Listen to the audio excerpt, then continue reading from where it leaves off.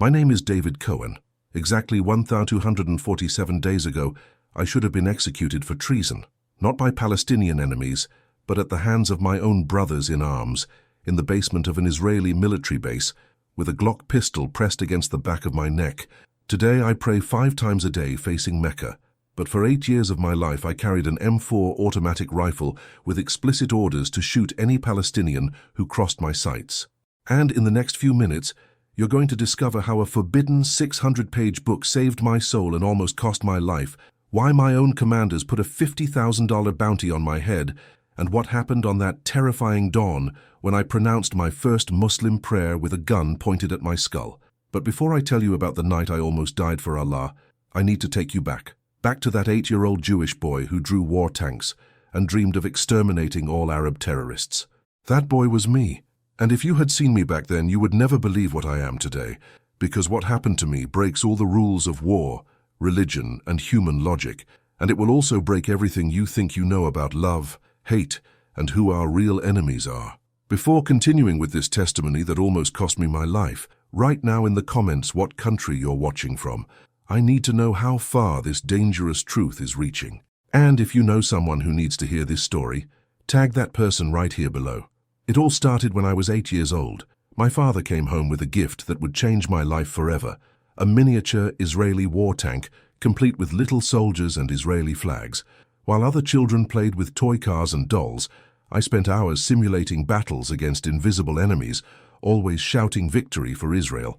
My parents fed this hatred with heroic stories every night. Stories of brave soldiers who died defending our sacred land, of Arab terrorists who wanted to throw us into the sea, of how we were the chosen people surrounded by bloodthirsty enemies.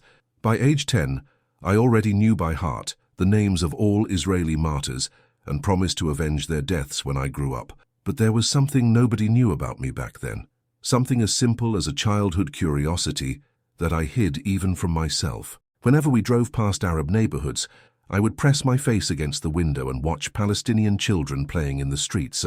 For a few seconds, a small voice inside me would whisper that they looked just like me, but I would immediately suffocate that voice, with shame and anger at myself. That forbidden curiosity would be my downfall years later, because when you plant a seed of humanity in a child, no matter how small, it always finds a way to grow. And when it grew inside me, it almost destroyed me completely.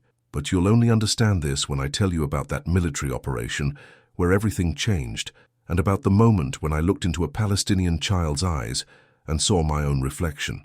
The Israeli army doesn't train soldiers. It creates killing machines without conscience, without doubt, without humanity.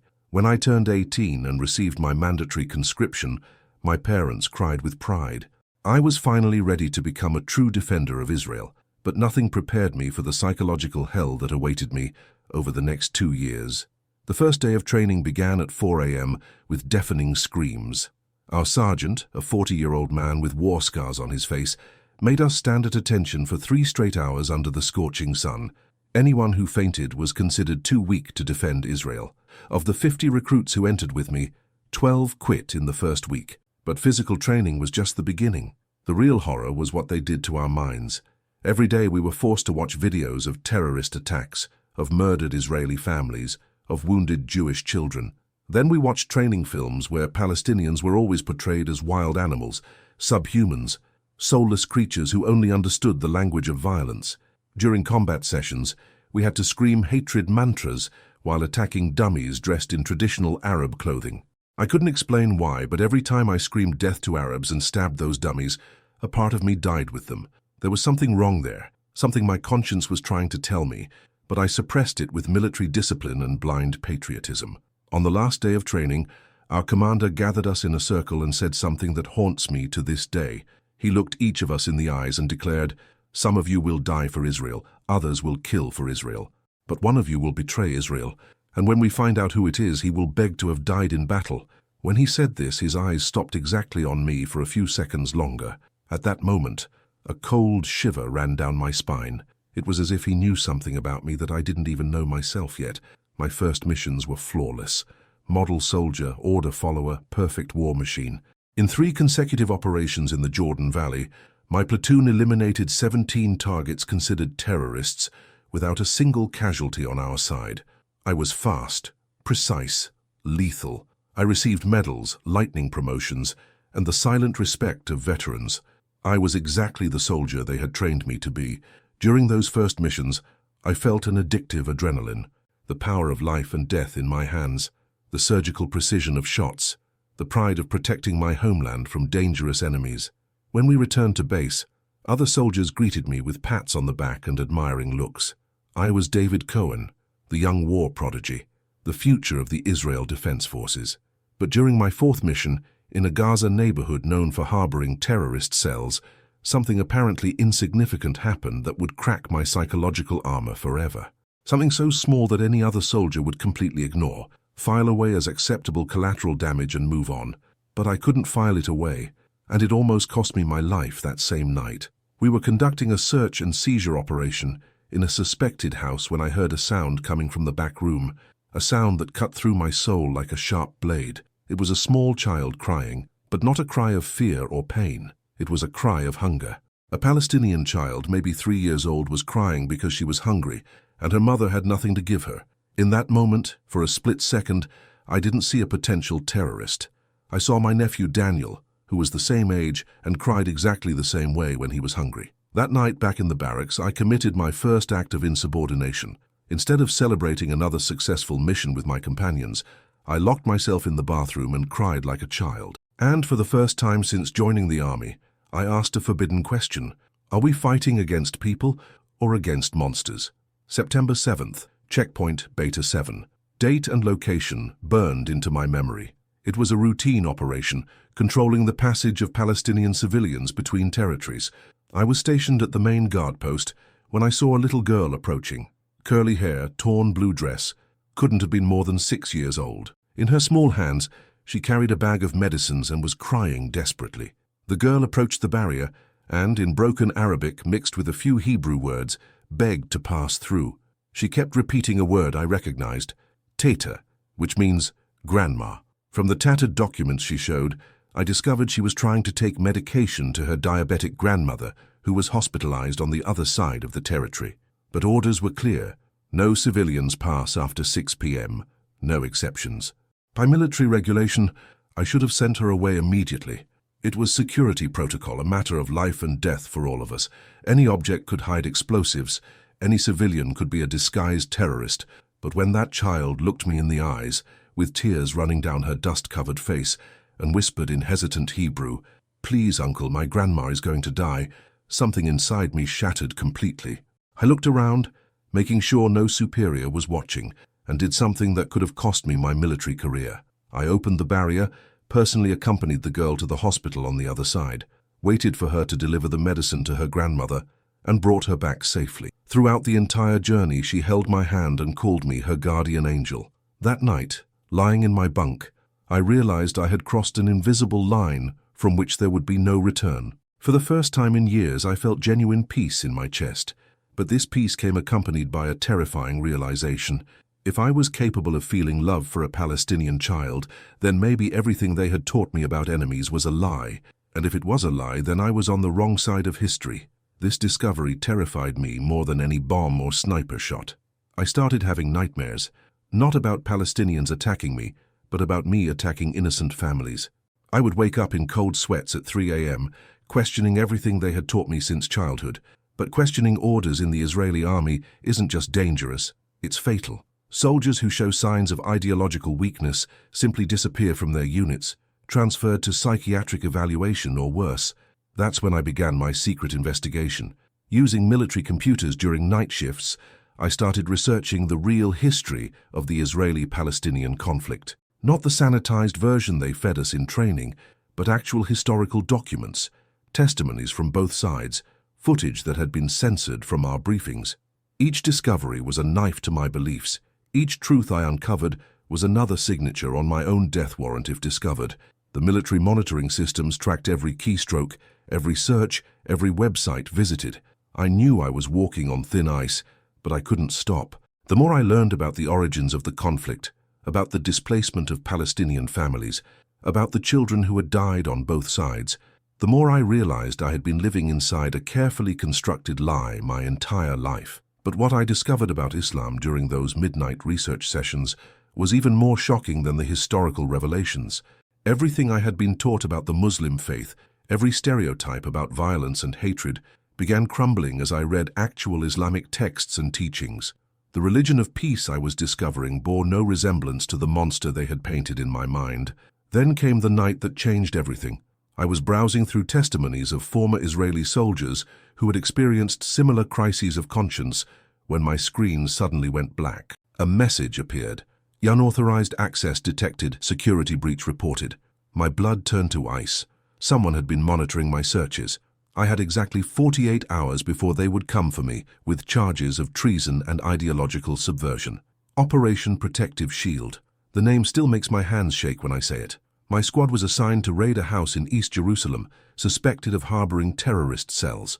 Intelligence claimed the family inside was manufacturing explosives and planning an attack on a synagogue. We kicked down the door at 2 a.m., expecting armed resistance and a firefight.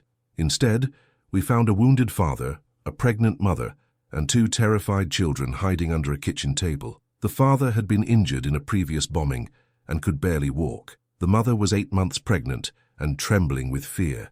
The 2 kids, a boy maybe 7 years old and a girl about 5, clung to each other like their lives depended on it. While my squad members tore the house apart looking for weapons that didn't exist, I was assigned to guard the family. That's when something happened that shattered every wall of hatred they had built inside my mind. The wounded father, despite his pain and fear, began to pray quietly in Arabic. His voice was soft, almost melodic, and there was something in those words that touched a part of my soul I didn't even know existed. I had been trained to hear Arabic as the language of terrorism, of death threats and suicide bomb instructions. But listening to this man's prayer, I heard something completely different. I heard desperation, yes, but also hope. I heard pain, but also gratitude. I heard a human being talking to the same God I prayed to as a child, asking for protection for his family. When the man finished praying, he looked at me with eyes that held no hatred despite everything we had just put him through. In broken Hebrew, he said, "Thank you for keeping us safe, young man. Your mother raised a good son." In that moment, I wasn't looking at a terrorist. I was looking at a father who reminded me of my own dad, trying to protect his family in impossible circumstances. That night, I committed the most grave sin possible for an Israeli soldier. I began to see Palestinians as human beings, and once you see the humanity in someone you were trained to hate, there's no going back to blindness. The seed of doubt that had been planted in my childhood finally broke through the concrete of military indoctrination. Using the military internet during my night guard duties, I began researching Islam in earnest. Not the demonized version they had fed us in training, but the actual religion practiced by 1.8 billion people worldwide. Every article I read, every video I watched, every testimony I found was a devastating revelation that contradicted years of brainwashing. I learned that the word Islam itself means peace and submission to God. I discovered that the Quran speaks extensively about protecting innocent life, about justice, about caring for orphans and the poor. I read passages about Jesus being revered as a prophet, about Mary being honored above all women. Everything I had been taught about Muslims being godless killers was crumbling before my eyes. But I wasn't just being curious anymore. I was being hunted. The military's AI monitoring systems had detected my suspicious search patterns, queries about Islamic theology, Palestinian history, peace organizations, former Israeli soldiers who had refused to serve. Red flags were being raised in intelligence offices across Tel Aviv. An internal investigation had been opened with my name on it. I had maybe 48 hours before they would come for me with charges of ideological subversion and potential treason. In the Israeli military, soldiers who show signs of sympathizing with the enemy don't just get discharged. They disappear into military psychiatric facilities or face court-martial for betraying state security. My own squad mates would be ordered to arrest me, and they would do it without hesitation. That's when I made the most dangerous decision of my entire life. I knew that if I was going to die for my curiosity, I needed to know the whole truth first. I needed to read the source material myself, not just articles about it. I needed to get my hands on an actual Quran in a country where possessing one as a soldier could be considered an act of war against your own people. The irony wasn't lost on me. I was about to risk my life for a book that my own government had taught me to fear more than any weapon. But something deep inside my soul was calling me toward that book. Like a voice I had been ignoring my entire life was finally loud enough to hear. I just didn't know yet that answering that call would lead me to the most terrifying night of my existence. I managed to get a Quran through the most unlikely source imaginable, a Palestinian Christian who worked as a translator for our unit. When I approached him with my request, his eyes widened with a mixture of fear and understanding. He knew what I was risking and what he would be risking by helping me. But something in my desperation must have convinced him, because 3 days later, he slipped me a small, worn copy wrapped in cloth. Hidden in my locker, buried beneath military uniforms and gear, that book became my secret obsession. Every night after lights out, I would wait until my bunkmate was deep in sleep, then carefully extract the Quran and read by the dim light of my phone. Page by page, verse by verse, my entire worldview was being systematically demolished and rebuilt. The beauty of the language, even in English translation, was unlike anything I had ever encountered. Passages about compassion, about protecting the innocent, about seeking knowledge, about the brotherhood of all mankind. On page 47, I read a verse that stopped my heart. And we made from them leaders guiding by our command when they were patient and were certain of our signs. It was about patience in the face of oppression, about maintaining faith when the whole world seems against you. But it was verse 32 of chapter 5 that changed my life forever. Whoever kills a soul, unless for a soul or for corruption in the land, it is as if he had slain mankind entirely, and whoever saves one, it is as if he had saved mankind entirely. I read that line 20 times, tears streaming down my face. This was the religion they had taught me to hate. This was the book of terrorists and killers. Then disaster struck. I was so absorbed in reading that I didn't hear my bunkmate wake up to use the bathroom. When he switched on the light, there I was, an Israeli soldier reading the Quran at 2 a.m. For a moment, we just stared at each other in absolute silence. I could see the shock, the confusion, and then the dawning realization in his eyes. He knew exactly what this meant, and I knew that my life had just become forfeit. They discovered everything. 2:30 a.m., 4 armed soldiers burst into my barracks room like a SWAT team executing a high-risk arrest. My bunkmate had reported me immediately after catching me with the Quran, and military intelligence had moved with terrifying efficiency. They had photographed the book, documented my search history, even found the notes I had written questioning our mission objectives. My squadron commander, a battle-hardened veteran named Colonel Rosen, stood in the doorway holding my service pistol in one hand and a printed report of my crimes in the other. His face was a mask of disgust and betrayal, like he was looking at something that had crawled out of a sewer. Behind him stood 3 soldiers I had served alongside for months, men who had shared meals with me, who had trusted me to watch their backs in combat. "David Cohen," he said, his voice cold as winter steel, "you stand accused of ideological treason, possession of enemy propaganda, and conspiracy against the State of Israel. According to Military Code 58A, these charges carry a penalty of immediate execution during wartime." He raised the pistol and pointed it directly at my forehead. "You have 60 seconds to explain why we shouldn't put a bullet in your brain right here, right now." 60 seconds.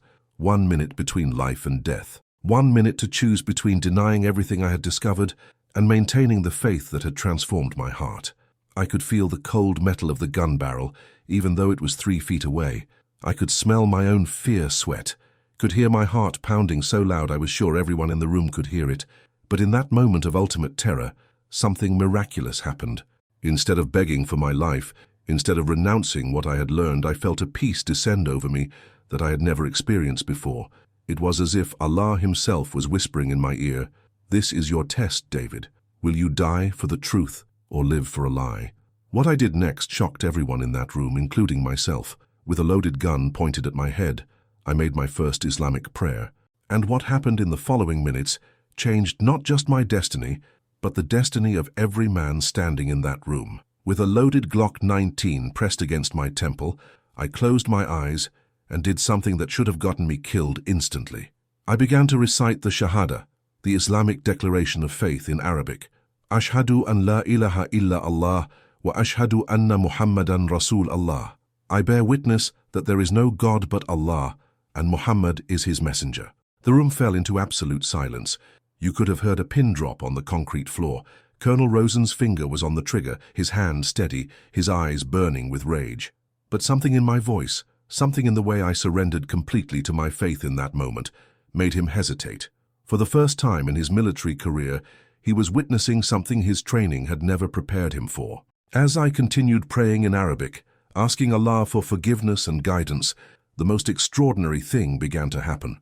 One by one, the soldiers behind Colonel Rosen started to lower their weapons, not because they agreed with me, but because they were witnessing something they couldn't understand but couldn't deny, a man finding God in the face of death. Sergeant Martinez, a tough veteran who had served 3 tours in Gaza, was the first to break. Tears began streaming down his face as he watched me pray. "Sir," he whispered to the colonel, "he's not praying to hurt us. He's praying for peace." Then Private Goldberg, barely 19 years old, started crying too. "He looks just like my brother when he prays at synagogue," he said through his tears. Colonel Rosen kept the gun pressed against my head for what felt like an eternity. But when I finished my prayer and opened my eyes to look directly into his, something had shifted in the room. The hatred was still there, but so was something else: confusion, recognition, the dawning realization that the enemy they thought they were executing was actually just a man who had found God. "Stand up," he commanded, his voice shaking slightly. I stood, expecting the bullet to come at any moment. Instead, he holstered his weapon and stared at me for a long moment. "You have 24 hours to disappear from this base," he said quietly. "If I see you again, I won't hesitate next time." But as I walked past him toward the door, he grabbed my arm and whispered something that haunts me to this day. "I hope you find the peace you're looking for, son, because you sure as hell won't find it here." That conversion under the threat of death came with a price I would only discover in the weeks that followed, a price that would cost me everything I thought I valued, but give me everything I never knew I needed. Today I pray 5 times a day alongside Palestinians I once wanted to kill. I've lost everything the old David Cohen valued. My family disowned me, calling me a traitor to our people. My childhood friends refused to speak to me. I was dishonorably discharged from the military and blacklisted from most jobs in Israel. The Israeli intelligence services keep a file on me, monitoring my every move as a potential security threat. But in losing everything, I gained something infinitely more valuable. I found peace. Real peace. Not the false peace that comes from defeating enemies, but the true peace that comes from recognizing that there are no enemies, only brothers and sisters who haven't recognized each other yet. I discovered that the God I prayed to as a Jewish child and the Allah I pray to now are the same divine presence, just calling to different hearts in different languages. 3 months after my conversion, I moved to a small Palestinian village outside Ramallah. The same people I was trained to kill welcomed me into their homes, fed me at their tables, and helped me learn proper Arabic so I could recite the Quran correctly. When they learned I was a former Israeli soldier, instead of hatred, they showed me forgiveness that broke my heart wide open. They understood something I was only beginning to learn, that healing begins when someone has the courage to step across the divide. The imam who guided my studies, Abu Hassan, was a man whose own son had been killed by Israeli forces 2 years before I arrived. When I told him my story, expecting rejection or anger, he embraced me and said, "My son died so that you could be born again. His death was not in vain if it brought even one soul to the truth." That day I understood what it means to be part of the Ummah, the worldwide community of believers who see beyond nationality, race, and past sins. The real jihad, I learned, is not against other people. It's against the ignorance, hatred, and fear that live inside our own hearts. Every day I struggle against the voice that was programmed into me, the voice that whispers us versus them, chosen people versus enemies, right versus wrong. But every time I pray next to a Palestinian brother, every time I break fast with families who lost everything to the conflict, that voice gets a little quieter. If this story has touched your soul, if it has made you question even one assumption about who your enemies really are, then share it everywhere. Post it in every group, send it to every friend, translate it into every language. The revolution of the heart starts with one person brave enough to love instead of hate, and that person can be you. The world doesn't need more soldiers. It needs more souls willing to lay down their weapons and pick up the hand of someone they were taught to fear. Peace begins when we stop asking who is right and start asking who is human, and the answer is everyone.